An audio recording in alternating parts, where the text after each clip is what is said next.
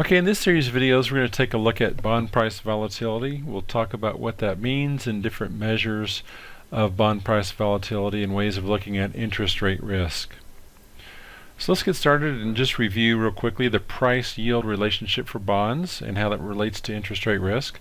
Recall that bond prices and interest rates move in opposite directions. So whenever rates decrease, we have prices of bonds increasing. And vice versa, if we have rates increasing, if yields are increasing, yields to maturity, required rates of return, all of these are kind of synonymous. If those are increasing, then prices will decrease. So as an example, let's look at 4 bonds and how their prices vary based on different yields. So 2 of the bonds are going to be 5-year bonds, one with an 8% coupon, one with a 0% coupon.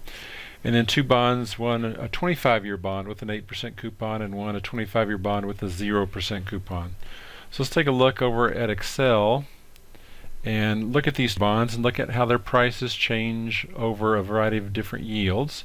So I've just got the yields listed here in this column, and then in each column I've got the price of the bond calculated. It's linked to the maturity, the number of years, and the coupon rate. And so if you look at your Excel spreadsheet that I've included in Canvas, you can see how each of these prices are calculated. Then I've plotted them over here to the right. And you can see in every case the price-yield relationship is downward sloping. It's a negative relationship, an inverse relationship. So we've got prices always being higher on the left side of the graph. They're decreasing as we move to the right on the interest rate axis. So just a few observations down here in the bottom. We see that all of these are downward sloping.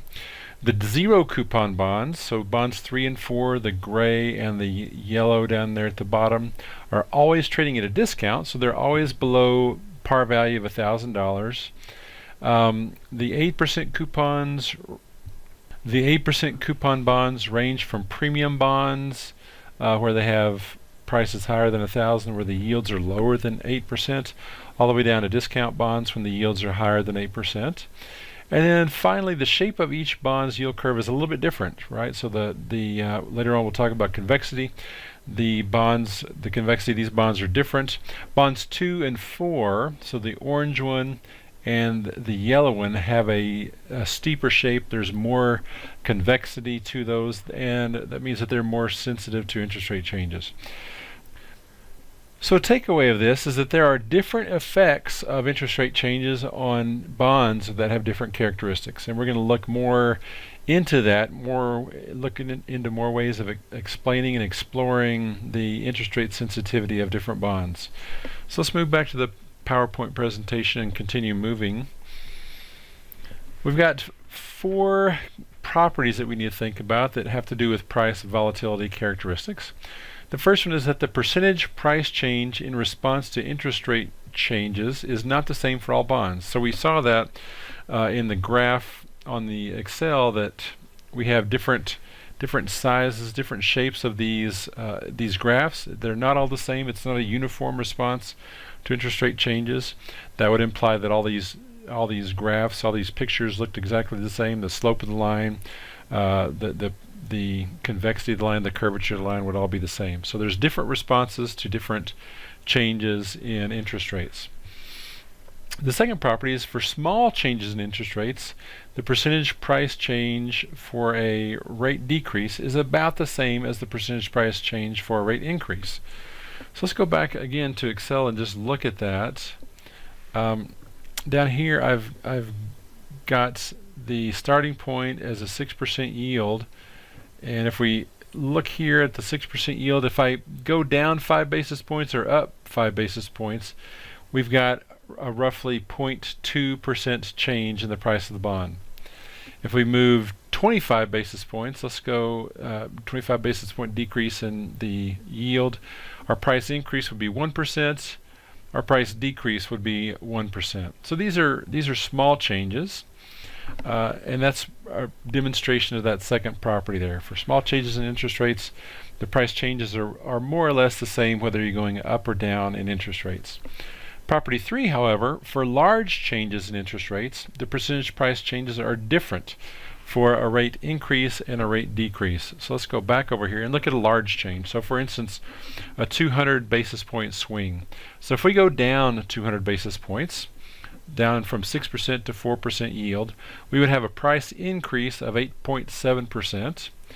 And on the other hand, if we had a rate increase up to 8%, the price decrease is 7.9%. So we've kind of moved away from symmetrical, and the price increase of 8.7% is bigger than the price decrease of 7.9 for the exact same change in interest rates, right? A 200 basis point change in interest rates. If we go a little bit further, a little bit more extreme interest rate changes, if we look at 400 basis point changes, the price increase for a 400 basis point drop in this particular bond would be an 18.3% increase. The flip side, for a 400 point change on the in the other direction, we would have a 15% decrease. So they're not the same. They are different. And in fact, if you look at some of these other bonds, we've got huge differences between the same amount of change in the yield, right? So for bond 4, for instance, a 400 basis point decrease means the bond goes up 166% in value, while a 400 point increase in rates means the bond goes down by 61.8%. So very different changes, very different interest rates, no longer symmetrical in their response to interest rate changes. And then this last property here, for a specific large change in basis points, i.e. for a 400 basis point change, the percentage price increase is bigger than the percentage price decrease, and that's just saying that these numbers up here are bigger than the numbers down here for the same corresponding change, the amount of the change in the interest rates. So if you look at the change in basis points for 400, they're going to be very different. They're going to be higher, a higher percentage increase than it is a percentage decrease. And so we're going to stop there, and we'll pick up in the next video by looking at some bond characteristics that affect volatility. And so I'll see you in the next video.